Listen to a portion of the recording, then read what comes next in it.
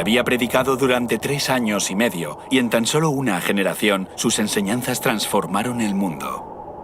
Cada uno de los ejércitos que un día marcharon sobre la tierra, todos los navíos que cruzaran los mares y todos los reyes juntos, todos ellos no llegaron a influir tanto en la historia del mundo como la vida de este solo hombre. Ahora, 2000 años más tarde, el número de sus seguidores están por toda la tierra. Son miles de millones, aunque las prácticas cristianas raramente se parecen a las verdaderas enseñanzas de Jesús.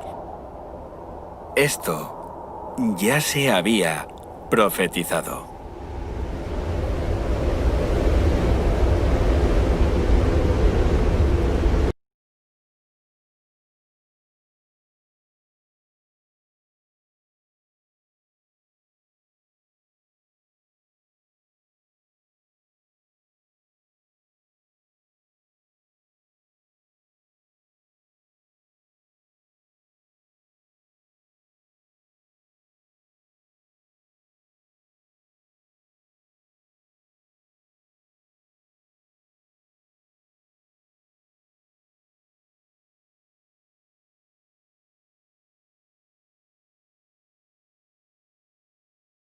Comenzando con los reinos y gobernantes durante la historia del mundo, hasta los hombres y mujeres que se levantaron para luchar por aquello en lo que creían. Esta es la historia del cristianismo, la búsqueda de la verdad y el pilar que sustenta la fe de millones de personas.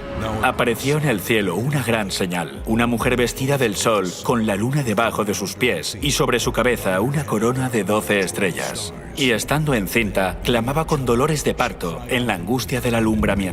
Y el dragón se paró frente a la mujer que estaba por dar a luz, a fin de devorar a su hijo tan pronto como naciese. Muchos eruditos bíblicos e historiadores han estudiado esta profecía a lo largo de los años y concuerdan en que la profecía de Apocalipsis 12 apunta a un evento conocido como la matanza de los inocentes, que se produjo en Judea en el siglo I. Unas décadas antes del nacimiento de Jesús, el Imperio Romano había conquistado todo el mundo mediterráneo, incluyendo Judea. Durante la dominación romana hubo diferentes gobernadores en la región. 20 años antes de que Jesús naciera, en Judea gobierna el rey Herodes, un rey vasallo de Roma. Tenemos documentos fuera de la Biblia que indican que era muy cruel, mató incluso a sus propios hijos. Era tan despiadado que jamás desearías tenerle en tu contra. Herodes se quedó muy preocupado cuando una pequeña delegación de sabios de Oriente llegan a Jerusalén anunciando que buscaban al recién nacido rey de los judíos. ¿Por qué se preocupó por eso? Porque él ostentaba el título. Era él a quien el imperio había otorgado el título de rey de los judíos. Y le preguntó a sus astrólogos cuándo podía haber nacido el niño. Determinaron que no habrían pasado más de 2 años, quizá menos. Los fariseos y los saduceos le indican exactamente dónde debía nacer el niño. Le dicen que debía nacer en Belén y tuvo miedo de perder su trono. Es por eso que se enciende su ira contra el niño y envía soldados para que maten a Jesús.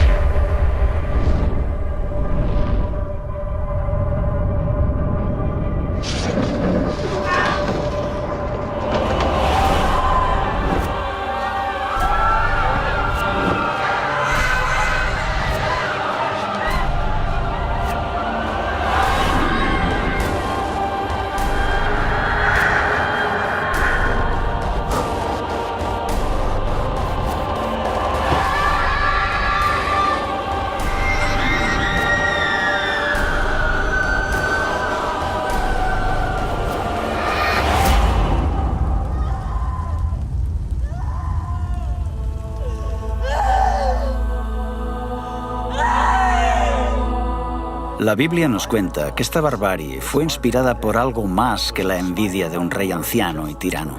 Muchos eruditos bíblicos creen que es parte de una lucha más grande, que comenzó en el principio de los tiempos y continúa hasta el día de hoy. Para poder desvelar los secretos de esta profecía, necesitamos primero identificar a los protagonistas, la mujer, el niño y el dragón. El texto dice, apareció en el cielo una gran señal, una mujer vestida del sol, con la luna bajo sus pies y sobre su cabeza una corona de 12 estrellas. Miremos de cerca a la mujer. Sabemos que es el símbolo de alguien o algo. ¿Nos dice la Biblia lo que esta mujer representa? Maridos, amad a vuestras mujeres, así como Cristo amó a la Iglesia y se entregó a sí mismo por ella. Con este texto concluimos que la Iglesia es la novia de Cristo, pero no es solo la novia de Cristo, sino que en cierto sentido, puesto que un hombre no odia a su propia carne, la Iglesia es el cuerpo de Jesús. En la Escritura, la Iglesia está representada claramente por una mujer. La mujer representa el pueblo de Dios. Esto lo vemos en el Antiguo Testamento y en el Nuevo. Jesús es del pueblo de Israel y después la Iglesia crece como algo que Jesús establece. Lo más importante es que esta mujer está a punto de dar a luz a un varón muy especial. ¿Quién es este niño?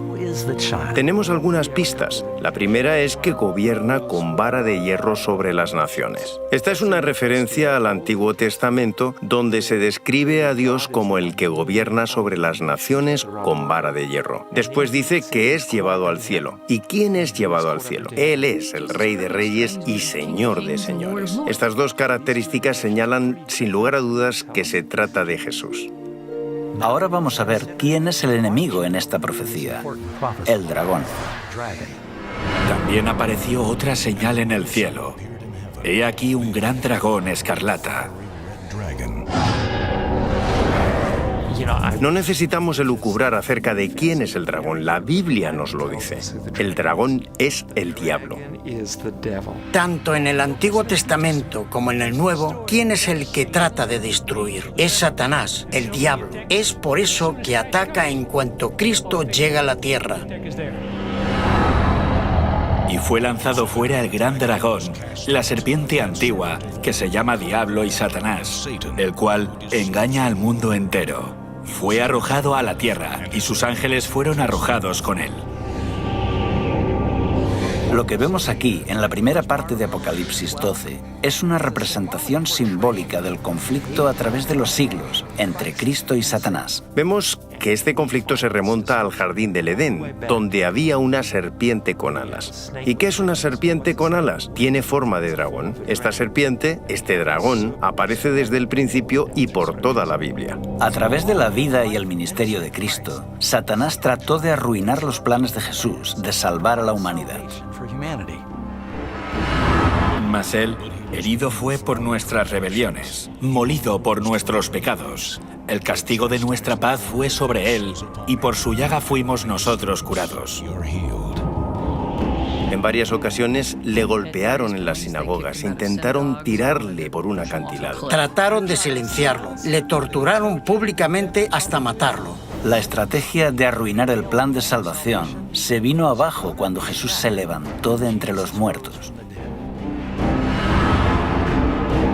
Y su Hijo fue arrebatado para Dios y para su trono. Con el Hijo de Dios fuera de su alcance, el diablo dirigió toda su furia a los seguidores de Jesús, los nuevos cristianos.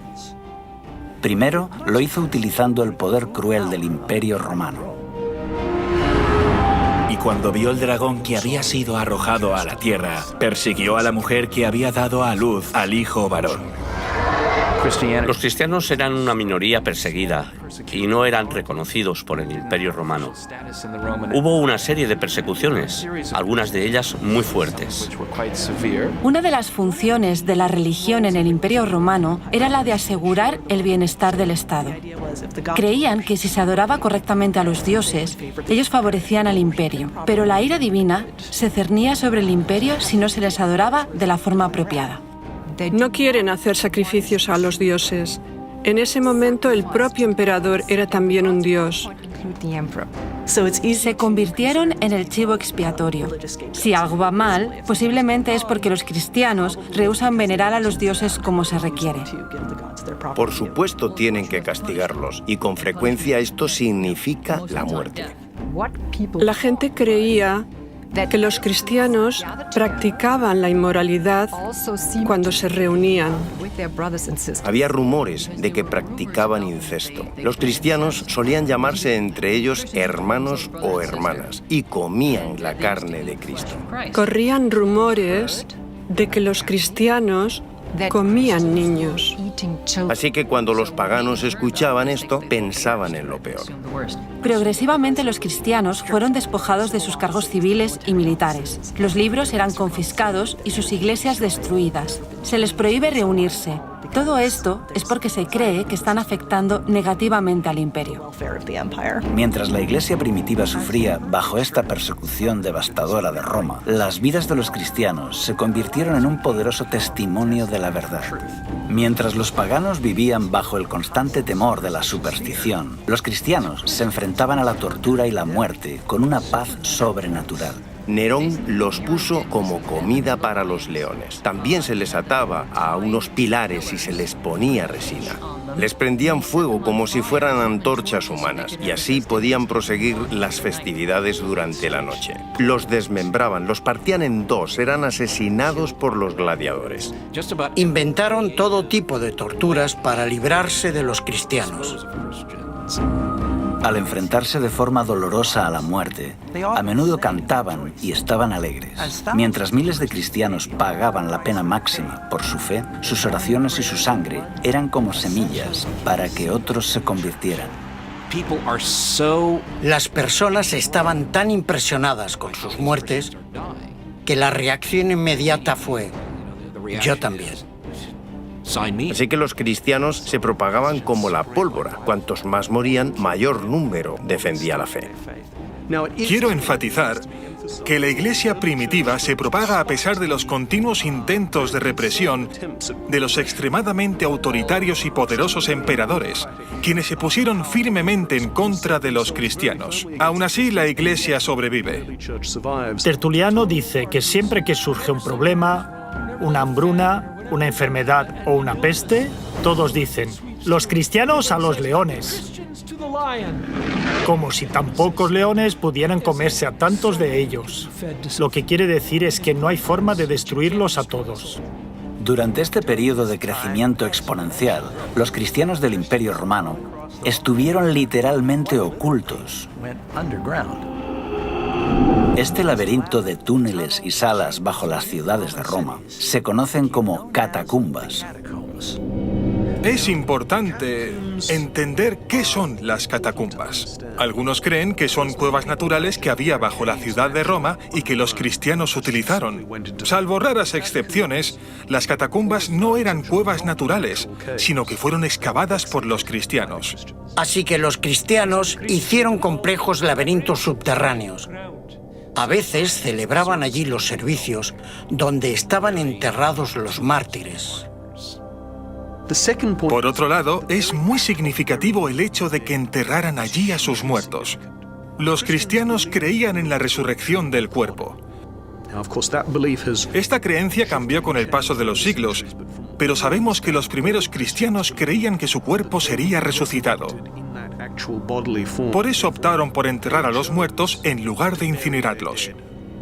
Así que, si se les veía enterrando a los muertos, sobre todo durante las intensas oleadas de persecución, era como decirle a la policía que viniera a investigarme porque puedo ser un cristiano.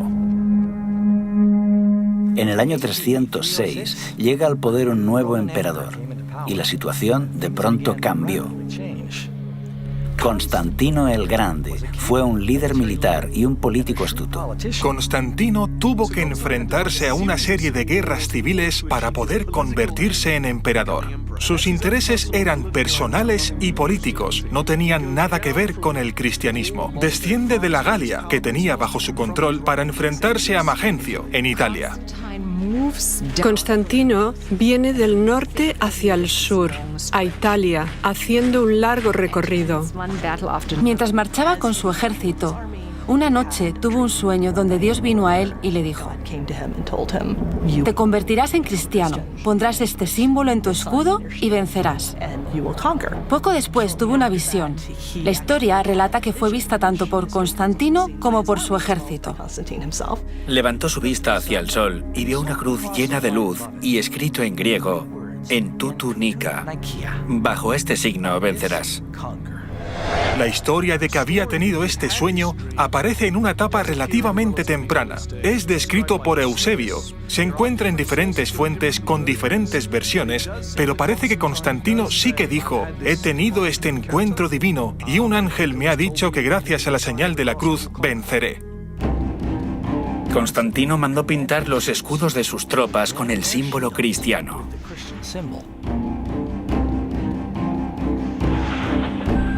Entonces, su oponente sale de Milán y va hacia el sur para enfrentarse a él. Las tropas de Constantino estaban mejor entrenadas porque ya habían ganado varias victorias en su marcha. Su oponente cruza el río en el puente de Milvio. Constantino y su ejército están delante de él y detrás de él el río. No es una buena situación, porque si no vences al enemigo, no tienes dónde retirarte. Así Magencio fue derrotado. Constantino aún no era cristiano, pero cree que el Dios cristiano le ha dado la victoria. El Dios cristiano es más poderoso que ningún otro Dios. Constantino hizo que el símbolo del cristianismo se integrara en el imperio. Luchó bajo ese símbolo y ganó. Como buen emperador romano pensaría: tengo el símbolo, estoy en el camino correcto. Si tú eras un pagano o estabas confuso en cuanto a la religión, tienes un conflicto de deidades. ¿Cuál quedará por encima de las otras? El Dios cristiano. Puedes sacar tus propias conclusiones. Gradualmente cambió el sentido nacional contra el cristianismo. Durante el reinado de Constantino, los cristianos pasaron de ser una secta perseguida a detentar abiertamente posiciones de influencia en los tribunales y en los palacios de reyes y gobernadores. Ahora, una gran parte de las élites y de la clase dirigente se convierten automáticamente en los obispos locales. Se convirtieron al cristianismo. No fue tan difícil, porque la mayoría ya creía en una divinidad suprema. Ahora es más fácil hacer una carrera militar o en la administración pública imperial si eres cristiano, porque todos los que ostentan el poder son cristianos. Si querías escalar en la jerarquía, ya sea en el ejército, el gobierno civil o en los tribunales, te hacías cristiano. El edicto de tolerancia de Constantino lo hace muy atractivo. Constantino puede proclamar su título de El Grande, ya que cambió la historia del mundo e hizo que el cristianismo, que hasta entonces había sufrido sangrientas persecuciones, se convirtiera en la religión del Estado. Y como todos en el Imperio Romano entraban a formar parte de la Iglesia cristiana, traían con ellos muchas de sus antiguas creencias y prácticas paganas. Ahora que el cristianismo había alcanzado la legalidad, un amplio número de miembros de las élites lo ven muy atractivo en las siguientes generaciones. La población cristiana aumenta un 10%, luego un 15%, un 25%, pero sobre todo aumenta en las élites. Este es el verdadero cambio. Es ahí cuando el cristianismo se convierte en lo que es hoy, porque ahora la clase dirigente es cristiana. Con el tiempo, los líderes de la Iglesia comenzaron a vestir sotanas majestuosas y a realizar ceremonias extravagantes que habían formado parte de las religiones paganas. En lugar de los sencillos mandatos de Dios, comenzaron a enseñar supersticiones y tradiciones humanas. Ahora, en lugar de que la Iglesia cristiana convirtiera al mundo pagano, los paganos estaban convirtiendo a la Iglesia. Imaginemos la Iglesia del siglo I como un tren en marcha. El Nuevo Testamento nos describe cómo era la Iglesia. Esa Iglesia entró en un túnel largo y oscuro en los siglos II al IV. Cuando este tren de la iglesia salió de este largo y oscuro túnel, era tan diferente del tren que entró que uno se pregunta, ¿qué le ha pasado? En el año 391, por orden del emperador Teodosio I, el cristianismo se convirtió en la religión oficial de Roma. La adoración en los templos paganos fue declarada ilegal y todas las prácticas paganas cesaron. Se está intentando cristianizar el imperio. Se quiere cristianizar la cultura pagana existente. Las antiguas basílicas eran en realidad templos paganos. Simplemente ponían una cruz encima y pintaban escenas de santos, héroes y mártires bíblicos. Los cristianos estaban determinados a apoderarse de los templos paganos. Un líder notable de la Iglesia escribe sobre esto en un tratado que ha llegado a nosotros. Refuta los ataques de los paganos en contra del cristianismo. En su argumentación dice, los lugares de culto paganos ahora son lugares de adoración cristianos. Nos hemos apoderado de ellos, los hemos limpiado de la idolatría, los hemos santificado y ahora son lugares donde se adora al único Dios verdadero. ¿Acaso hay otra evidencia más clara que diga que vuestra religión es falsa? ¿Dónde están vuestros dioses que permiten que esto ocurra? En realidad, los cristianos, muchas veces de forma deliberada, tenían la estrategia de acaparar no solo los lugares de culto, sino también los rituales o ideas. Creían que absorbiéndolos avanzarían en la difusión del cristianismo. Lo que no sabemos es hasta qué punto se replantearon esta estrategia y se preguntaron, bueno, ¿hasta qué punto es correcto hacer esto? ¿Y por qué estamos aceptando creencias de otras religiones? La velocidad con que la iglesia primitiva cayó en la apostasía te deja atónito. Aunque millones de paganos fácilmente se unían a la iglesia, se resistían a abandonar sus ídolos. Los romanos y los griegos estaban tan acostumbrados a estar rodeados por los símbolos de sus deidades que siguieron haciendo lo mismo dentro del cristianismo. Muchos nuevos conversos renombraron a sus antiguos dioses con nombres cristianos. Por ejemplo, Pablo, María, Pedro. La estatua de Júpiter se convirtió en Pedro. Tiene un disco solar sobre su cabeza, que indica que en realidad no es Pedro, sino una estatua pagana renombrada. En lugar de Rómulo y Remo, ¿eh? ¿Por qué no mártires? Los grandes mártires, Cosme y Damián, ¿no? Las representaciones de Isis, que aunque Grecia la había asimilado como propia, en realidad era una diosa egipcia, se convierte en la representación de María con su hijo. Ya existía la tradición de representar una madre con su hijo. Está, por ejemplo, en el mitraísmo, en Babilonia, en la antigua Persia.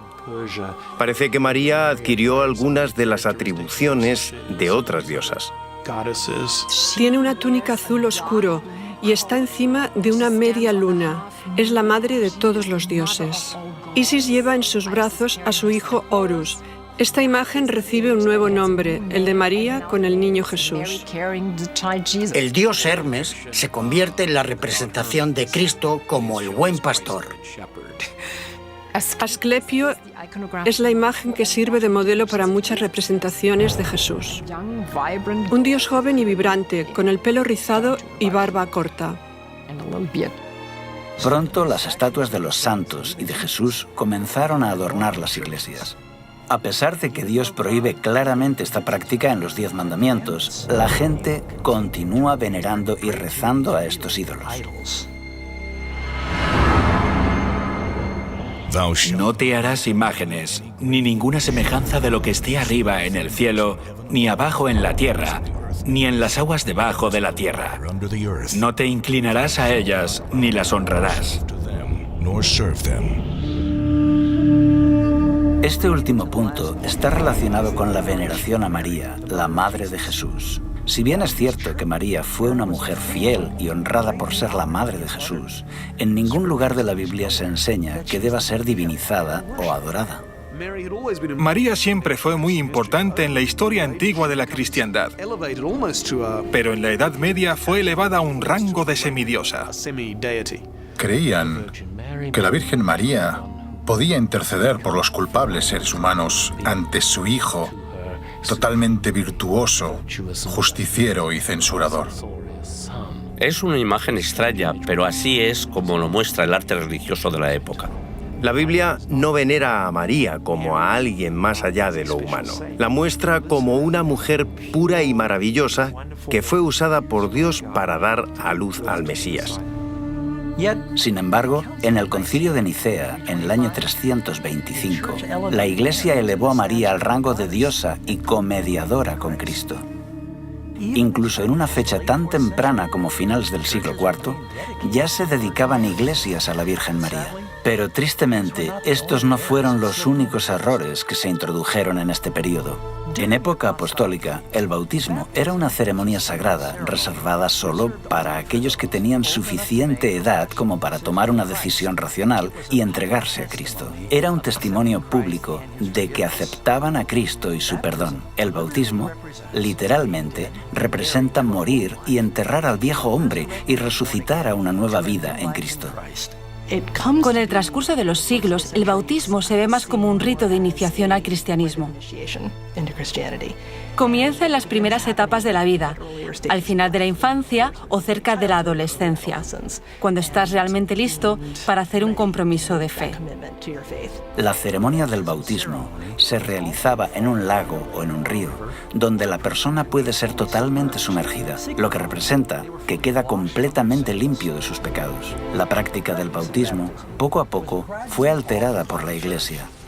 Cientos de años después de Cristo, el bautismo cambió a una fórmula más cómoda.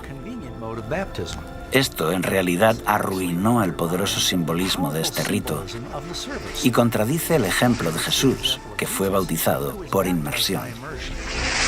Esta cuestión continuó siendo debatida hasta aproximadamente el siglo XII, porque los teólogos estaban reexaminando la doctrina cristiana y dictaminan que existe el pecado original, el pecado que tiene toda la humanidad como resultado de la caída en el jardín del Edén y que está en el alma desde el momento del nacimiento. Tenían el concepto, que no es bíblico, de que un niño podía pecar en el momento de nacer. Si había pecado, estaba en peligro de ir al infierno y arder por la eternidad. La única forma de prevenir esto era bautizándolo en la iglesia. Ser miembro de la iglesia era tener un pasaporte al cielo. Decían, tenemos que empezar a bautizar a los bebés inmediatamente, lo antes posible, y si mueren, en este periodo la mortalidad infantil era muy alta y muchos bebés morían, entrarían en el cielo. Otra verdad cristiana que fue alterada por la influencia pagana fue la Cena del Señor. Jesús instituyó el servicio de comunión, algunos lo llaman Eucaristía, para ser una ceremonia hermosa pero sencilla, donde sus seguidores bebían vino sin fermentar y pan sin levadura. Estos eran símbolos del cuerpo y la sangre sin pecado de Jesús, para que los creyentes recordaran su sacrificio y sus enseñanzas. Sin duda, el rito más importante para los cristianos a finales de la Edad Media era la Eucaristía o comunión, o como muchos la llamaban comúnmente, la misa. Tanto hombres como mujeres se reúnen para tomar el sacramento. Celebran la Eucaristía o comunión, toman el símbolo del cuerpo y la sangre de Jesucristo. Pero, de nuevo, bajo la influencia de rituales paganos, los líderes de la Iglesia cambiaron el santo rito de la comunión en una ceremonia de magia. Con este nuevo ritual, se utilizó el vino fermentado y, según decían, el sacerdote tenía la capacidad de transformar el pan y el vino en el cuerpo y la sangre reales de Cristo. Se llama transubstanciación el concepto de que un sacerdote transforma la Eucaristía en el cuerpo y la sangre de Cristo, cuando pronuncia la fórmula hoc es enim corpus meum. Este es mi cuerpo. Eran palabras poderosas, ya que se creía que al ser pronunciadas tenían el poder de hacer que Dios transformara la naturaleza del pan y del vino en la sangre de Jesucristo resucitado. Llegaron al punto de decir, estamos creando a Dios al pronunciar las palabras mágicas. Lo que ocurría en el altar era que el pan se convertía en el cuerpo, el vino se convertía en la sangre, aunque seguían pareciendo pan y vino. Esta ofrenda del sacrificio en la Eucaristía, este sacrificio de alabanza, esta comida fraternal, ahora no solo es un recordatorio del sacrificio, sino que es un sacrificio en sí mismo que otorga la salvación. Creían y enseñaban que Jesús en la persona del sacerdote, presentaba en la misa el sacrificio de Cristo ante Dios el Padre. Así se obtiene la bendición y la santidad que la Iglesia puede administrar a quien ella quiera en la misa. La gente creía que al celebrar una misa estabas haciendo algo bueno que era ofrecido a Dios. Esto hacía que hubiera una base teológica para repetirlo constantemente. En 1415, en el Concilio de Constanza, los líderes de la Iglesia decretaron que solo podrían beber vino los sacerdotes y los fieles recibirían tan solo el pan. Pero la Biblia dice que cuando Jesús estableció el servicio de la comunión, todos bebieron el vino. Unos 300 años después de Cristo, la Iglesia comenzó a desviarse de otro de los 10 mandamientos, el cuarto, que requiere que los creyentes recuerden el séptimo día como día de reposo.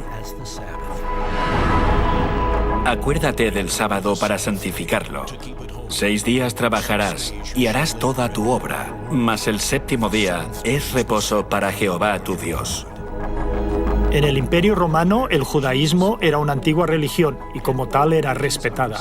Pero los judíos hicieron guerra contra Roma. Aunque al principio su cercanía al judaísmo había protegido a los cristianos, ahora les convertía en el blanco. Los judíos marginaban y perseguían a los cristianos, así que los cristianos trataron de distanciarse.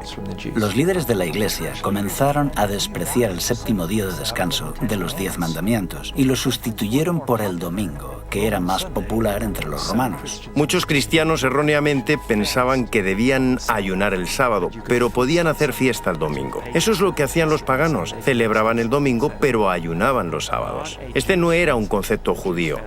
Los judíos ayunaban el viernes y celebraban el sábado, pero algunos cristianos creían lo contrario. Si ayunas un día pero haces fiesta el siguiente, es fácil imaginar cuál de los dos se convierte en el más popular. La tercera causa es que se introduce en la Iglesia la influencia pagana del culto al sol. Cuando esta costumbre comienza a introducirse en la Iglesia, Constantino lo utiliza para exaltar el domingo, el día del sol, como un día que la gente debe adorar. Esta separación de la ley de Dios fue gradual a lo largo de los siglos. Fue aceptada tan ampliamente que la mayoría de los cristianos se sorprenden al descubrir que no tiene respaldo en la Biblia. En el año 313, Constantino publicó el Edicto de Milán, donde establecía el domingo como día de descanso. La ley dominical del emperador no tuvo nada que ver con el cristianismo. El objetivo era honrar al dios grecorromano Helios o Apolo. El emperador Constantino se convirtió al cristianismo, pero al permanecer fiel al dios Sol, el emperador Constantino trasladó el día de adoración del sábado, como lo había conservado el judaísmo, al domingo, el día del dios Sol. Desde entonces los cristianos, al menos la inmensa mayoría de ellos, celebran el culto en domingo en lugar de en sábado.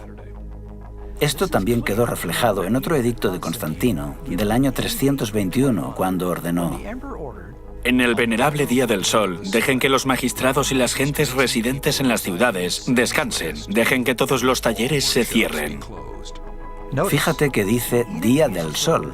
Además, está documentado que Constantino el Grande hizo una ley para todo el imperio, decretando que debía guardarse el domingo como día de descanso. Obviamente, este cambio no se infiltró en la Iglesia de un día para otro. La historia indica que durante décadas se consideró que tanto el sábado como el domingo eran días sagrados. En los primeros años de la Iglesia, claramente se adora el sábado judío. Pero a partir de mediados del siglo III se fue abandonando por la mayoría o estaba en proceso de abandonarse. A comienzos del siglo IV, en muchas partes del Imperio Romano, los cristianos están adorando el domingo. Durante este periodo de tiempo, muchos cristianos seguían observando el sábado y el domingo tenían un servicio recordando la resurrección. Después, cada uno se iba a su trabajo habitual. Con Constantino bizantino se habla por primera vez de transferir la solemnidad del sábado al domingo. Siglos antes, el profeta Daniel había predicho que se levantaría un poder religioso que cambiaría los tiempos y la ley. En los 10 mandamientos solo hay una ley relacionada con el tiempo, el sábado. La doctrina del fuego del infierno también fue distorsionada por la mitología pagana. En el libro de Apocalipsis, la Biblia enseña que después del día del gran juicio, los perdidos serán echados en el lago de fuego. Es entonces que cada persona recibe el castigo de acuerdo a lo que merece, para luego ser consumidos y morir para siempre. Y no temáis a los que matan el cuerpo, mas el alma no pueden matar. Temed más bien a aquel que puede destruir el alma y el cuerpo en el infierno. Porque los que viven saben que han de morir, pero los muertos nada saben. Los sacerdotes comenzaron a enseñar que el infierno era un lugar de eterno tormento, gobernado por el diablo, y que comenzaba en el momento de la muerte. La Iglesia apóstata utilizó este concepto aterrador de eterna tortura para aterrorizar y manipular tanto al rey como al plebeyo. Y lo peor de todo es que presenta a Jesús como a un malvado sádico. Esta doctrina ha hecho que ateos y agnósticos cuestionen la idea cristiana de un Dios de amor, porque hace algo mucho peor incluso que lo que hizo Hitler. No importa lo que una persona haya hecho, miles de millones de años para pagar por sus faltas. Así que muchas personas han odiado a Dios y han aprendido a odiarlo por culpa de esta doctrina. Otro concepto pagano que se infiltró en el pensamiento cristiano fue en relación con la vida después de la muerte. La doctrina del purgatorio enseña que al morir, algunas personas entrarán en un fuego infernal temporal, donde son purificadas para poder ir al cielo. Es un centro de rehabilitación, a medio camino entre el cielo y el infierno. La cuestión es que puedes escapar del purgatorio. La misa dice consignados a las llamas de la aflicción. Está llena de bichos y de olores sulfúricos. Es un poco mejor que el infierno, pero no es un día de picnic. La Iglesia desarrolla este concepto gradualmente. Poco a poco, se forma la idea de que cuando alguien muere sin completar sus obras de penitencia, tendrá que pagarlas en algún lugar de sufrimiento post-mortem y así limpiarse de sus pecados que haya cometido en vida. En el medievo, se creía que casi todos serían salvos y redimidos, siempre que estuvieran bautizados. Pero prácticamente todos tendrían que hacer penitencia en el purgatorio por los pecados que habían cometido y que no habían confesado. Así que el objetivo era reducir el tiempo de estancia en el purgatorio. Muchas personas confunden el purgatorio con el infierno. Algunos creen que se puede salir del infierno. No puedes. Si vas al infierno, no puedes salir de él. Si eres muy malvado, estás perdido. La maldad está dentro de la mayoría de nosotros, así que ¿cómo podemos ser aptos para el cielo? Necesitamos hacer una purga de todo lo malo. Es de ahí de donde viene la palabra purgatorio. La mayor parte de los cristianos creían que sus familiares estaban sufriendo en el purgatorio. Y el purgatorio no es un lugar agradable. Estás allí durante miles de años. La idea de un purgatorio existe desde hace siglos, antes del tiempo de Jesús. Escritos de Platón, a comienzos del siglo IV a.C., han ayudado a esclarecer de dónde vino este concepto de purificación mediante castigo. Pero en realidad no se consideraba que el purgatorio fuera un lugar real hasta siglos después. Los teólogos elaboraron la doctrina del purgatorio entre los años 1160 y 1180 y se aceptó formalmente en el Segundo Concilio de León en el año 1274. La Iglesia entonces ofrece su apoyo a los muertos que estaban en el purgatorio por medio de oraciones y sacramentos, especialmente la Eucaristía. Esto es perfectamente legítimo. La Iglesia cree que está haciendo lo correcto y los fieles parecían estar dispuestos a dar grandes cantidades de dinero para este fin.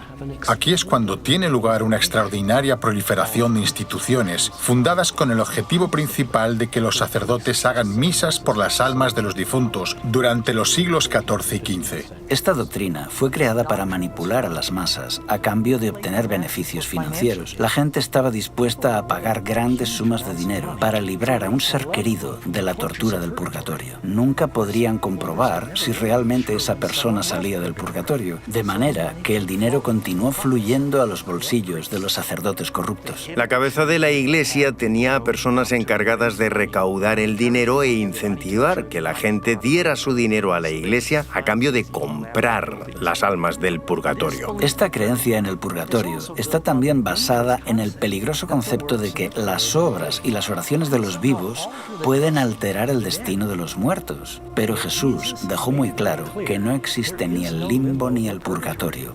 Tras la muerte, el siguiente pensamiento consciente de una persona es en la resurrección y en su eterna recompensa. No os maravilléis de esto, porque vendrá la hora cuando todos los que están en los sepulcros oirán su voz. Y los que hicieron lo bueno saldrán a resurrección de vida, mas los que hicieron lo malo a resurrección de condenación. El centro del mensaje del Evangelio es el cómo obtenemos el perdón. Esta fue la gran verdad bíblica que fue adulterada. Se enseñó que si una persona deseaba ser perdonado, primero debía confesar sus pecados a un sacerdote. A esto se le llama el sacramento de la penitencia, más conocido como confesión. Así que para compensar nuestra falta de bondad y nuestras acciones equivocadas, tanto el pueblo como el clero, todos debemos confesar nuestros pecados a un sacerdote. Se debe hacer al menos una vez al año, aunque preferiblemente con mayor frecuencia. Esta práctica tiene varios puntos conflictivos. En primer lugar, esto no se enseña en ninguna parte de la Biblia. Por otra parte, un mortal toma el lugar de Cristo. Y por último, se impide que Dios pueda comunicarse con las personas directamente. Además, coloca al sacerdote en un compromiso, ya que se entera de las malas acciones de sus feligreses. Cuando en la Edad Media una persona iba a un sacerdote a confesar un pecado, había tres fases. En primer lugar, la persona se confiesa. Luego el sacerdote asegura que la persona está absuelta. El pecado se ha ido. Por último, como ha violado las leyes de la Iglesia y las enseñanzas de Cristo, tiene que hacer una obra de penitencia en compensación al pecado cometido. La Biblia enseña que la humanidad no puede hacer nada para salvarse. Es por esto que Jesús vino. Las Escrituras enseñan que la salvación depende enteramente de nuestra confianza en la gracia y en la misericordia de Dios, que no merecemos. Es un gran regalo que no puede ser obtenido por nuestros esfuerzos ni buenas obras. Incluso nuestra obediencia es el resultado del don de la gracia. La doctrina del Nuevo Testamento de la salvación por la fe es hoy ampliamente comprendida y aceptada. Pero en la época oscura de la Edad Media era fácil convencer a las masas analfabetas de que tenían que realizar obras para ganar el favor de Dios. Les decían que para que un pecador tuviera la esperanza de apaciguar a Dios, debía pagar grandes sumas de dinero, realizar dolorosas obras de penitencia y una agotadora peregrinación. Esto también incluye la necesidad de recitar oraciones repetitivas como un requisito para obtener el perdón. 40 Ave Marías, 10 Padre Nuestros, poner una moneda en la colecta. En las religiones paganas del mundo, la idea de oraciones o cantos repetitivos no es nueva. Se creía que se podía apaciguar a los dioses con el constante eco de las oraciones o usando palabras mágicas especiales. Jesús claramente nos previno en contra de esa forma de oración. Y orando, no uséis vanas repeticiones como los gentiles, que piensan que por su palabrería serán oídos. Los líderes corruptos de la Iglesia sabían que para mantener su poder sobre el pueblo, necesitaban separarlos de la Biblia, que era lo único que pondría en evidencia sus engaños. Al principio la Biblia no fue apartada de la gente, era accesible. Pero con el tiempo, las personas comenzaron a darse cuenta de las contradicciones y desafiaron al clero. Por eso les convenía que la Biblia no fuera accesible al pueblo llano. Solo los sacerdotes podían interpretar las Escrituras porque mezclaban la Biblia con la tradición. Así que la tradición era la norma para interpretar la Biblia y los únicos que entendían esta larga tradición eran los sacerdotes. Ellos podían leer las Escrituras, pero la mayor parte de la gente común no. Así se aseguraban que la Biblia se interpretara de forma que armonizara con la tradición. Desde el siglo V al siglo XV, durante 1000 años de historia, se enseñó, y así fue aceptado, que solo los líderes religiosos estaban suficientemente cualificados para explicar los textos sagrados. Al hombre común se le dijo que nunca podría comprender las Escrituras sin ayuda de un sacerdote. Con este gran engaño, los miembros de la Iglesia quedaron sumergidos en la oscuridad. Mientras tanto, la Iglesia, que antes era un baluarte de la verdad bíblica, ahora era una organización política corrupta, adornada con ceremonias espiritistas. No es de extrañar que este periodo estuviera marcado por el deterioro cultural, económico y espiritual. Es conocido como el oscurantismo. Es trágico ver cómo en tan solo unos siglos la maravillosa luz que había estado brillando por la resplandeciente Iglesia de Cristo se había disipado por tradiciones paganas. Ahora surge una mujer muy diferente para ocupar su lugar. Y vi a una mujer sentada sobre una bestia escarlata llena de nombres de blasfemia, que tenía 7 cabezas y 10 cuernos. Y la mujer estaba vestida de púrpura y escarlata y adornada de oro, de piedras preciosas y de perlas, y tenía en la mano un cáliz de oro, lleno de abominaciones y de la inmundicia de su fornicación, y en su frente un nombre escrito, un misterio: Babilonia la Grande, la madre de las rameras y de las abominaciones de la tierra. Vi a la mujer ebria de la sangre de los santos y de la sangre de los mártires de Jesús. Y cuando la vi, quedé asombrado con gran asombro. En Apocalipsis 17, Juan ve a una mujer y la describe muy diferente a la mujer pura de Apocalipsis 12. ¿Quién es esta ramera sanguinaria? ¿Y qué es la extraña bestia sobre la que está sentado? Si aún no estás sentado, ahora es el momento de que te sientes. Lo que estás a punto de escuchar puede que te resulte impactante. Solo hay un imperio, una iglesia, una institución que encaje con la descripción de esta profecía, la Iglesia Católica Romana. Esto no significa que todas las personas que profesan esta fe sean malas, o que estén perdidos, o que no sean sinceras. Los creyentes católicos son de los más nobles y han hecho muchas cosas buenas a lo largo de la historia. Aquí se trata de una lucha a otros niveles, entre poderes espirituales e instituciones, que combaten contra la verdad de la Biblia. Pero ahora debemos descorrer el velo y ver las evidencias de forma objetiva. En Apocalipsis 17:1 observamos que esta mujer ramera se sienta sobre muchas aguas. Por suerte para nosotros, el ángel nos explica el significado de este símbolo en el versículo 15. También me dijo: las aguas que has visto donde la ramera se sienta son pueblos, muchedumbres, naciones y lenguas. Así que la mujer reina sobre una civilización densamente poblada. Posiblemente has escuchado en alguna ocasión la frase «todos los caminos llevan a Roma». Durante el apogeo de su imperio, los romanos habían construido una red de carreteras de casi 100.000 kilómetros a lo largo y ancho de sus dominios. Mientras el imperio romano se desmoronaba, la Iglesia de Roma ganaba fuerza. La Iglesia Católica se da prisa por llenar el vacío de poder que quedó tras la caída del Imperio Romano. Cuando a mediados del siglo V, Atila, el rey de los hunos, avanza hacia la ciudad de Roma con su ejército, es el Papa, el obispo de Roma, y no el emperador quien sale a detenerlo. El papado está buscando tener la preeminencia, tanto en el terreno político como religioso. La profecía también indica que la mujer está sobre una bestia con 7 cabezas y 10 cuernos. Estos son símbolos. Esta criatura representa claramente al monstruo con 7 cabezas y 10 cuernos que acabamos de ver atacando a la novia de Cristo en el capítulo 12. Y es la misma bestia que todo el mundo está obligado a adorar en el capítulo 13. Entonces, ¿qué representan estas 7 cabezas y 10 cuernos? Las 7 cabezas son 7 montes sobre los cuales se sienta la mujer. Y los 10 cuernos que has visto son 10 reyes.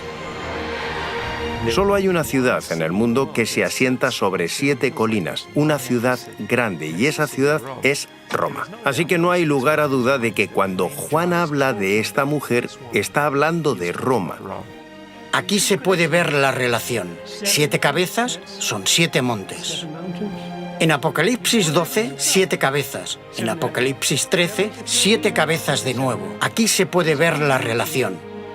Es dentro de la ciudad de Roma llamada la ciudad de las 7 colinas, donde se ubica hoy el Estado Vaticano.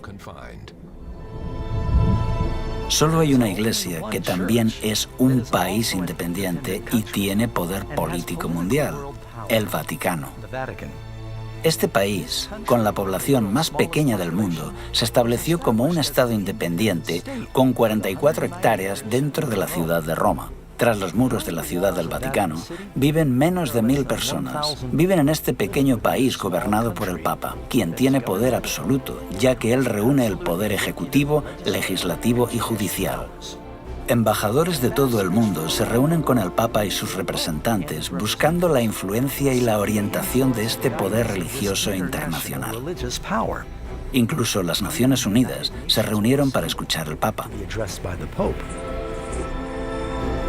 Cuando cayó el Imperio Romano de Occidente, el territorio se dividió en 10 regiones principales. Los 10 cuernos representan a los 10 reyes o reinos en los que se dividió la Roma imperial. Los 10 cuernos describen a Roma, que se divide en 10 reinos más pequeños. El catolicismo, a lo largo de la historia, ha dominado muchos reinos. Vemos que la Iglesia dominó el poder político. La mujer está sobre la bestia. Esto indica que durante muchos siglos ella dominaba. Aquí se ve la unión de la Iglesia y el Estado. Los nombres de blasfemia son otro elemento clave de esta profecía, que apunta directamente a la Iglesia Católica Romana. Nosotros ocupamos en la tierra el lugar del Dios Altísimo. Esto pone a un hombre mortal en la posición de Dios. Esta es definitivamente la definición exacta de blasfemia. No pretendo con esto cuestionar la sinceridad de ningún papa en específico, pero la profecía está señalando a su posición, a la institución que representa. La mujer está vestida de colores singulares. Se dice que la mujer tiene colores muy concretos. Ya no viste de blanco. En cambio ahora lleva colores que representan realeza y prostitución. Estos colores en concreto vemos que aparecen en la historia de la Iglesia cristiana más adelante. Son los colores de los sacerdotes. No eran tan solo los colores de los césares romanos, sino que, según la Enciclopedia Católica, el púrpura es el color oficial de los obispos y el escarlata el de los cardenales. Además de los colores púrpura y escarlata, vemos que esta ramera o iglesia corrupta tiene muchas joyas. Cuando uno considera los innumerables tesoros artísticos de oro, plata, perlas, la Iglesia Católica Romana es con diferencia la institución religiosa más rica de la tierra. Todos los años vienen turistas de todo el mundo para ver la deslumbrante opulencia de la Iglesia romana. Otra señal preocupante de esta mujer se encuentra en el versículo 6. Vi a la mujer ebria de la sangre de los santos y de la sangre de los mártires de Jesús. La historia revela que la Iglesia de Roma fue la mayor opresora de los cristianos y judíos a lo largo de los siglos. De hecho, los historiadores señalan que más de 50 millones de mártires fueron víctimas de la terrible Inquisición y persecuciones de la Iglesia de Roma.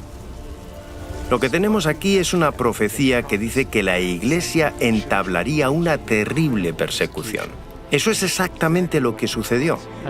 La Iglesia construyó una gran estructura legal, conocida como la Inquisición, para interrogar y torturar a los disidentes, forzando al mayor número posible a retractarse de sus ideas y ejecutando a los líderes del movimiento para evitar que divulgaran sus ideas. El mayor número de muertes que se haya registrado en la época ocurre cuando la Iglesia romana persiguió a los que no estaban de acuerdo con ella. Este grado de represión continúa durante toda la Edad Media. Así que esta mujer o iglesia es un poder opresor que persigue a los verdaderos seguidores de Cristo. Veremos a varios valientes que arriesgaron sus vidas por exponer las influencias paganas corrosivas y por compartir la palabra de Dios en este tiempo de oscuridad espiritual. El pueblo que andaba en tinieblas vio gran luz. Los que moraban en tierra de sombra de muerte, luz resplandeció sobre ellos. Había un joven que vivía en Lyon, Francia, que cambiaría el curso de la historia cristiana. Pedro Valdo, también conocido como Valdés. Era un joven comerciante, rico y educado. Tuvo una experiencia que le cambió la vida. Un amigo de Valdo murió de forma repentina. Al darse cuenta de la brevedad de la vida y de la vanidad de los tesoros mundanos, Valdo tomó la firme decisión de dejar todo por Cristo. Dio sus riquezas a los pobres y se convirtió en un predicador itinerante. Valdo enseñaba que la Biblia debía entenderse de forma literal y predicaba a la gente en su propio idioma. Alentó a los creyentes a vivir vidas sencillas y de pobreza. También denunció con valentía los excesos de los sacerdotes. Alrededor del año 1170, Pedro Valdo había reunido un gran número de seguidores, llamados los pobres de Lyon. Pedro Valdo inspiró el movimiento valdense, un grupo de creyentes en la Biblia que vivían en Francia e Italia. Era un católico laico que se inspiró en el ejemplo de la iglesia primitiva. Organizó un grupo de predicadores que viajaban enseñando el Evangelio. Predicó en contra de la transustanciación y la misa. Algunos de ellos sí que acudían a misa, pero hacían también sus propios servicios de culto. Cuando los inquisidores oficiales patrullan por Europa, comienzan a encontrar por todas partes personas a las que llaman valdenses. Eran pequeños grupos que estaban esparcidos por toda Europa. Eran gente sincera. La mayoría solían asistir a iglesias católicas, pero recibían a pastores itinerantes que viajaban 1 o 2 veces al año para predicarles, quizá anualmente o cada 2 años. Allí donde Pedro Valdo iba, vio que las personas estaban deseosas de conocer la verdad. Él creía que había hambre de la palabra de Dios. Así que Valdo le pagó a un clérigo para que le ayudara en la traducción del Nuevo Testamento al francés. En Lyon, Valdo encargó a religiosos eruditos que prepararan una traducción de una porción de la Biblia y de algunos escritos de los padres a la lengua vernácula. Sería algo entre francés y provenzal.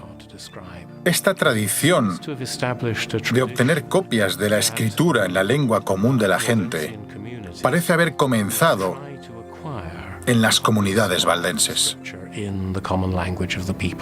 Llevaban consigo las escrituras, actuaban como comerciantes y negociantes y compartían las escrituras con el pueblo.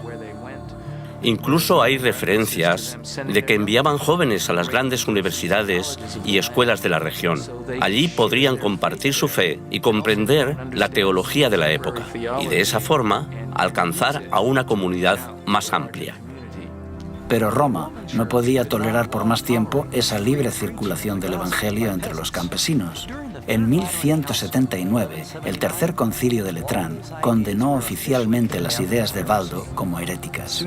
Más adelante, él y sus seguidores fueron excomulgados. Expulsados de Lyon, los valdenses se refugiaron en los valles altos del Piamonte y en los Alpes franceses. Aquí, cada familia hizo de la Biblia su tema de estudio. Se memorizaron los evangelios de Mateo y Juan y muchas epístolas. Al no disponer de imprenta, se dedicaban a copiar a mano las escrituras. Conocidos por su adhesión estricta a la Biblia, estos predicadores extendían sus enseñanzas por el extranjero, mientras viajaban como vendedores ambulantes.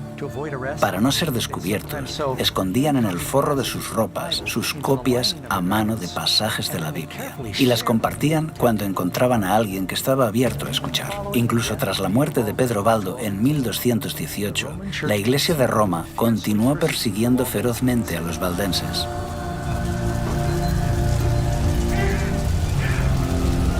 Durante siglos fueron perseguidos y condenados a muerte en diferentes países europeos.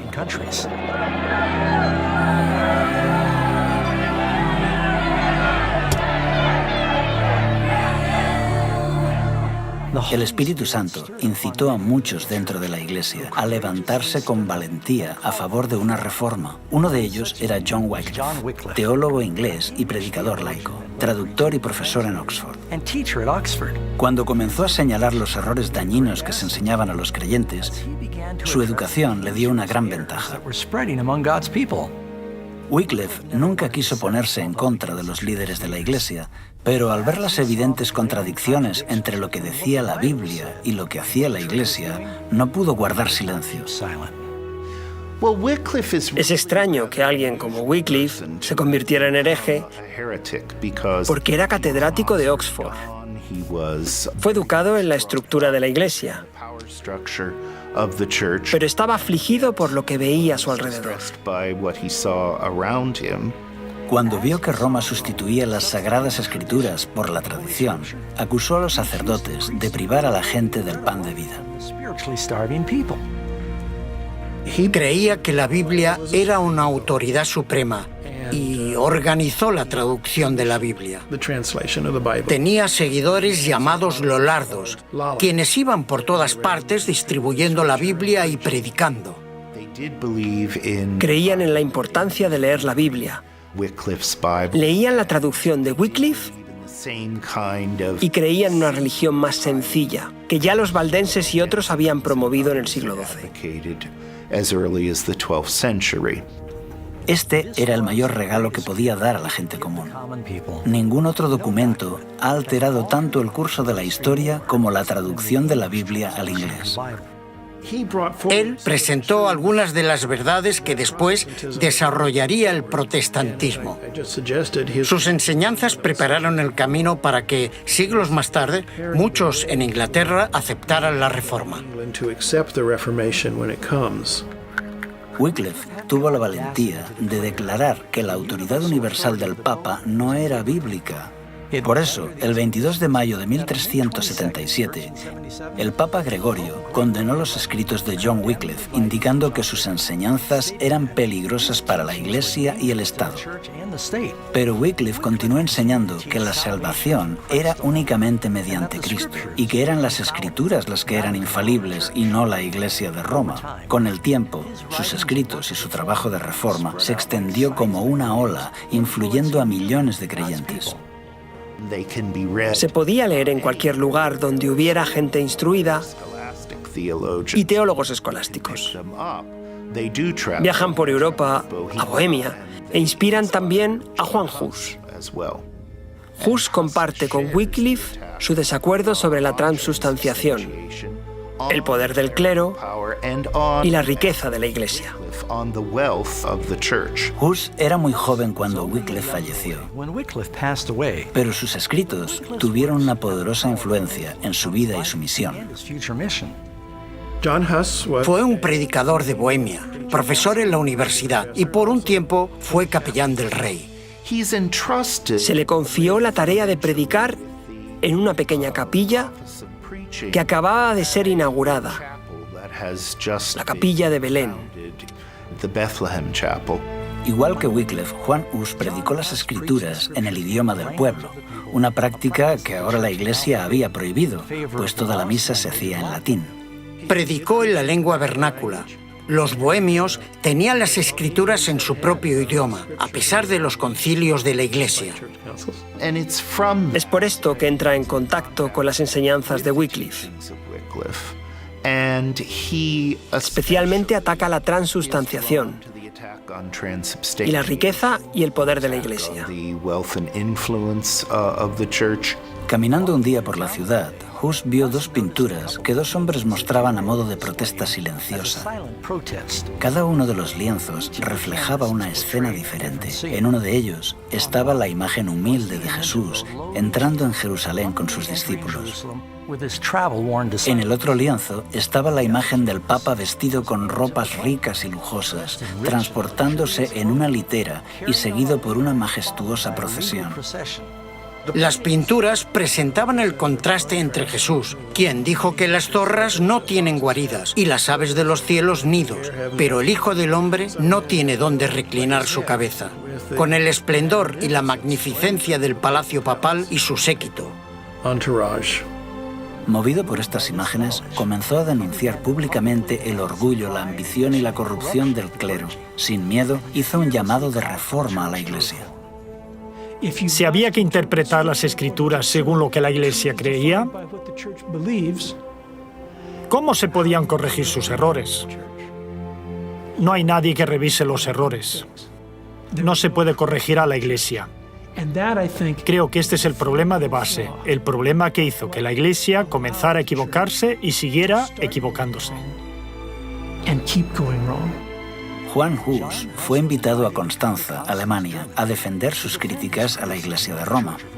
Segismundo, rey de Hungría y más tarde del Sacro Imperio Romano, le garantizó un salvoconducto, pero nada más llegar Hus a la ciudad, fue arrestado y puesto en el calabozo en el castillo de Gottlieben. El rey Segismundo estaba muy enfadado porque habían encarcelado a Hus y amenazó al concilio de la Iglesia, pero el concilio convenció a Segismundo de que las promesas hechas a un hereje no eran vinculantes. El 6 de julio de 1415, el concilio se reunió en la catedral después de la misa. Es entonces cuando Juan Hus es llevado a juicio. Se le pidió que defendiera su posición. Mientras lo hacía, afirmaron que había dicho una herejía. Así fue atrapado y condenado por herejía. Los guardias se lo llevaron para ser ejecutado. En el lugar de su ejecución, Hus se mantuvo firme. Mientras subían las llamas, pudo elevar su voz en canto. Al morir, Hus predijo que en 100 años Dios levantará a un hombre cuyo clamor por una reforma no podrá ser reprimido. Martín Lutero creció en un hogar humilde en Mansfield, Alemania. Teólogo, compositor y sacerdote, es posiblemente el reformador más conocido del siglo XVI. Nació el 10 de noviembre de 1483, casi 70 años después de que Juan Hus muriera en la hoguera. Nació en una familia trabajadora de clase media y tenía varios hermanos y hermanas. Lutero desarrolló un carácter firme. La familia de Lutero fue hasta cierto punto una familia de grandes triunfadores. Fueron muy estrictos con el joven Martín, según contó el propio Lutero. Querían que su hijo tuviera estudios universitarios. De joven se preparó para ser abogado. Tuvo una experiencia impactante que cambió el curso de su vida para siempre. Lutero estaba atrapado en una tormenta y teme por su vida. Está fuera y tiene miedo de que le alcance un rayo. Los relámpagos caen delante y detrás de él, a un lado y a otro. Lleno de terror, clama y promete que si un santo le salva, se hará monje. Clamó a Santa Ana, la santa de las causas perdidas. Santa Ana, líbrame y me haré monje. Y cumplió su palabra. A pesar de las furiosas protestas de su padre, Lutero dejó sus estudios de Derecho, vendió sus libros y entró en el monasterio agustino de Erfurt para dedicarse por completo a la vida monástica. Con un anhelo desesperado por obtener la salvación, practicó ayunos frecuentes y largas horas de oración. Vivía de forma muy austera y sus confesiones no tenían fin. Si algunos consiguieran entrar en el cielo por su vida de monje, yo sería uno de ellos. Había un confesor que percibió en Lutero un alma especialmente sensible. Este confesor se dio cuenta de que Lutero necesitaba enseñar la Biblia. Así que Lutero se convierte en profesor de teología y predicador en la iglesia local, además de miembro de la comunidad religiosa de los monjes agustinos. Básicamente, desempeña 3 trabajos. En Wittenberg aprendió a estudiar la Biblia en las lenguas originales. Pronto comenzó a compartir en sus clases las verdades que estaba aprendiendo, y a sus estudiantes les encantaba. En 1510, Lutero hizo una peregrinación para visitar la sede de la Iglesia en la ciudad santa de Roma. Le repugnó presenciar la terrible avaricia y maldad que vio a todos los niveles del clero. Tenía grandes esperanzas puestas sobre la ciudad santa, pero se derrumbaron al contemplar el estilo de vida decadente de los monjes y sacerdotes. Esto estaba en fuerte contraste con la vida humilde en Alemania, pero su mayor descubrimiento estaba aún por llegar. Estaba en Roma subiendo por las escaleras de Pilato cuando escuchó una voz que decía: «El justo por la fe vivirá». Así que subía por la escalera de Pilato de rodillas, porque afirmaban que esto hacía que te quemaras menos tiempo en el purgatorio. Mientras miraba a su alrededor, de pronto pensó: ¿qué estamos haciendo? La Biblia dice que uno se salva por la fe, así que se levantó y se fue. Esto marcó un antes y un después. Lutero llegó a comprender la importancia de confiar en los méritos de Cristo para obtener el perdón. Tras regresar de Roma en 1512, Lutero fue galardonado con un doctorado en divinidades por la Universidad de Wittenberg. Comenzó a predicar valientemente que los cristianos no deben aceptar ninguna doctrina ajena a la Biblia. Este principio de sola escritura será el lema de la lucha de la Reforma. En 1520, presenta una serie de 3 tratados donde explica que las tradiciones de la Iglesia se han corrompido por añadidos humanos y que la Iglesia solo debe seguir el testimonio de la Biblia. Esto es lo que explica el declive de la Iglesia, que la gente perdió de vista la Biblia y la capacidad de leerla por sí misma. Había una barrera entre el pueblo y la Biblia, entre los fieles y Cristo. Cuando Martín Lutero y sus colegas declararon que la Biblia era la única autoridad válida, comenzó el resurgir de la Iglesia. Sola escritura, tota escritura, prima escritura, y hacen que la situación cambie. En la misma época, Roma estaba excavando el suelo para la construcción de la nueva y magnífica Basílica de San Pedro. La Iglesia envió a Alemania a Johann Tetzel para vender indulgencias con el fin de recaudar los fondos necesarios para la catedral. La Iglesia cree no solo que sus servicios y ofrendas pueden ayudar a los muertos, también dice que el jefe de la Iglesia de Occidente, el Papa, gracias a la gran abundancia de gracia acumulada en la Iglesia, puede declarar que los pecados de alguien quedan borrados tras su muerte. Esto es lo que recibe el nombre de indulgencia. La indulgencia plenaria absolvía a la persona de todos los pecados cometidos hasta ese momento y, según decía la Iglesia, aceleraba el proceso del purgatorio, llevando a la persona directamente al cielo. A finales de la Edad Media, la Iglesia está convencida que puede decirle a la gente: si estás dispuesto a hacer una ofrenda a la Iglesia te dará una indulgencia en forma de ofrenda para un familiar, amigo, pariente ser querido que haya fallecido. Supuestamente ese ser querido escapaba de forma inmediata de las torturas del purgatorio. Esto se hizo una creencia muy popular en los siglos XIV y XV. La gente pedía indulgencias. Lutero descubrió que algunos de sus feligreses compraban indulgencias y se indignó. Cuando la gente vino a él para canjear sus indulgencias, se negó rotundamente a validarlas. Lutero les dijo que lo que tenían que hacer en realidad era arrepentirse sinceramente de sus pecados y abandonarlos. Esto fue lo que forzó a Lutero a entablar una batalla con su amada Iglesia. El 31 de octubre de 1517, Lutero clavó su famosa protesta en la puerta de la iglesia de Todos los Santos de Wittenberg. ¿Qué son las famosas 95 tesis que Lutero clava a la puerta de la iglesia del castillo de Wittenberg? Es una invitación académica al debate. Él anota 95 tesis y lo que básicamente está diciendo es: estas son mis propuestas. Estaban mejor redactadas de lo que uno se puede imaginar porque estaban pensadas para el debate. Las 95 tesis eran solo 95 propuestas sobre las que pretende entablar un debate en la universidad. Esta es una práctica habitual en el mundo académico a finales de la Edad Media. Así que Lutero está realizando un ejercicio estrictamente académico. Es como publicar un artículo en una revista académica de la actualidad.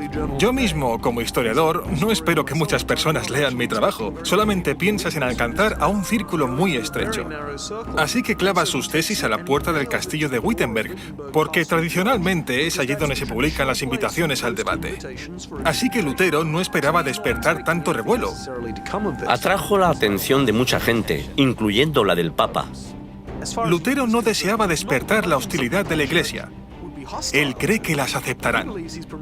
De hecho, si nos remontamos a los padres de la Iglesia, incluyendo a San Agustín, encontramos en sus escritos muchos puntos que concuerdan con lo que Lutero decía.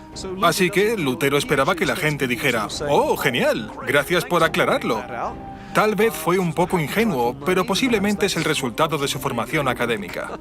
Él no pretendía ni mucho menos empezar un nuevo movimiento. Pero lo que en realidad sucedió es que la Iglesia no aceptó lo que Lutero tenía que decir. Se emitió una bula papal. La bula es un decreto de la Iglesia. En ella se condenaba a Lutero y sus escritos y declaraba que debían ser quemados. La bula fue enviada a Wittenberg, donde, en lugar de quemar los escritos de Lutero, Lutero reunió a un gran número de personas y quemó la bula papal. La quema de la bula papal fue un duro golpe. Se había desafiado a Lutero y él había respondido. Lutero dice: «Vale, tú me condenas a mí, pero yo te condeno a ti, porque lo que aquí está en juego es la verdad. Así que, si la Iglesia condena la verdad bíblica, entonces la Iglesia debe ser el anticristo. Es así como él la llama». Claro, cuando llamas a alguien el anticristo, es bastante difícil llegar a un acuerdo. Así que el emperador alemán organizó una audiencia donde acudieron todos los príncipes y sacerdotes importantes. Es la Dieta de Worms. Aquí acudieron representantes de todos los príncipes, nobles y ciudades libres del imperio. Lutero tiene la esperanza de poder debatir. La Iglesia sabe que Lutero es muy elocuente y no van a darle la oportunidad de hacerlo. Le colocaron en medio de la sala, le mostraron sus libros y le preguntaron dos cosas. ¿Estos libros son tuyos? ¿Y vas a retractarte? ¿Rechazas las doctrinas que has escrito en ellos? No respondió inmediatamente. Dijo: «Sí, son mis libros, pero en ellos hay muchas cosas escritas y necesito tiempo para pensarlo». Casi pierde sus nervios, pero logra controlarse y al día siguiente viene y comienza a jugar con las palabras. Cuando le dicen: «¿Estas son tus obras?» y «¿te retractas de ellas?», Lutero responde: «¿Pides que me retracte de todas mis obras? Todos en la Iglesia están de acuerdo con algunas de ellas. He escrito sobre ciertos males en la Iglesia y muchos en la Iglesia están de acuerdo con esto». Intentan debatirlo, pero las autoridades no van a permitir esto. Dicen: «No, solo responde, ¿te vas a retractar?». Este es un momento heroico, especialmente porque Lutero cree que esto le va a conducir a la muerte.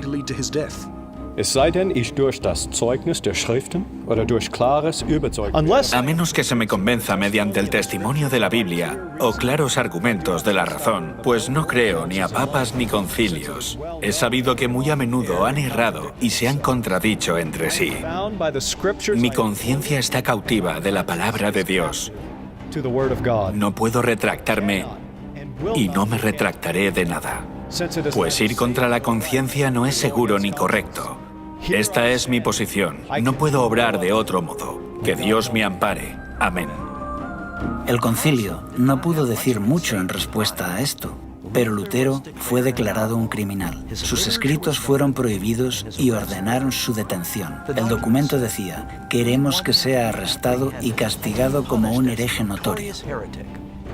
A Lutero se le había dado un salvoconducto para ir a la dieta de Worms, tal y como se le había dado a Huss para acudir al concilio de Constanza unos 100 años antes. Algunas autoridades instaron al emperador Carlos V a ignorar el salvoconducto, así como Segismundo lo había hecho con el salvoconducto de Huss. Pero Carlos V no quería ser conocido como el segundo emperador que había incumplido un salvoconducto. Cualesquiera que fueran los motivos, Lutero pudo salir de la ciudad y emprendió el camino a casa. Creía que posiblemente alguien lo mataría en el camino, porque había una recompensa por su cabeza. En lugar de eso, Lutero fue secuestrado por agentes de Federico el Sabio, quien había decidido esconder a Lutero por un tiempo. Lo escondió en el castillo de Warburg. Nadie sabía lo que le había ocurrido a Lutero. Muchos creyeron que estaba muerto. Durante un año, en este exilio solitario al que Lutero se refiere como mi Patmos, el ex sacerdote continuó su prolífico trabajo de escritura. Incluso se las arregló para traducir el Nuevo Testamento del griego al alemán. 72 años antes de que Lutero completara su traducción del Nuevo Testamento, Gutenberg había cambiado la historia con la invención de la imprenta. Con esta nueva e increíble tecnología, la verdad de Dios comenzó a extenderse por toda Europa como las hojas de otoño. Así que en medio de esta gran reforma, el Señor armó a su pueblo con la espada de su palabra. Sobre esta misma época, se levantaron otros grandes campeones de la verdad dentro de la Iglesia de Roma. Entre estos hombres valientes que exhortaban al pueblo para que regresaran a las Escrituras, se encuentra Philip Melanchthon, William Tyndale, Juan Calvino y John Knox, por nombrar solamente algunos de ellos. Al tiempo que los reformadores predicaban y la imprenta trabajaba a toda máquina, el pueblo en masa estudiaba la palabra de Dios. Gradualmente, la luz de la verdad comenzó a romper las cadenas de error y la superstición que habían atado a las personas durante siglos. Como un soplo de aire fresco en primavera, Europa experimentó un renacimiento religioso. Y conoceréis la verdad, y la verdad os hará libres. El libro de Apocalipsis también predice que en el tiempo del fin, el dragón, Satanás, intensificará una vez más sus esfuerzos para perseguir a la Iglesia de Dios. Esta Iglesia está compuesta por todos los que guardan los mandamientos de Dios y tienen el testimonio de Jesús. Apocalipsis nos advierte que en los últimos días se creará una falsificación de la Iglesia muy convincente que adulterará la verdad de las Escrituras. Jesús advierte que el dragón engañará al mundo entero. Porque se levantarán falsos cristos y falsos profetas, y harán señales y prodigios para engañar, si fuese posible, aún a los escogidos. Poco tiempo después de este engaño final, Cristo volverá.